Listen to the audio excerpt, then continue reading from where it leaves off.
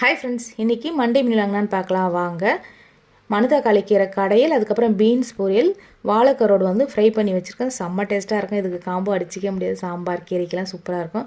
அதுக்கப்புறம் யூடியூப்பில் பார்த்திங்கன்னா வைரலாக போயிட்டுருக்கிற நெய்யை வச்சு மாய்ஸ்சரைஸ் ரெடி பண்ணுறாங்க பார்த்தீங்களா, அதுதான் பண்ணலான்னு சொல்லிட்டு நானும் ட்ரை பண்ணிகிட்டு இருக்கேன். ஃபஸ்ட்டு நான் அந்த சின்ன பிளேட்டில் தான் பண்ணேன்.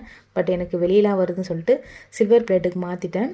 அதுக்கப்புறம் பார்த்திங்கன்னா ஆனால் டம்ளர் மட்டும் அந்த செம்பு பாத்திரமே தான் வச்சுருக்கேன்.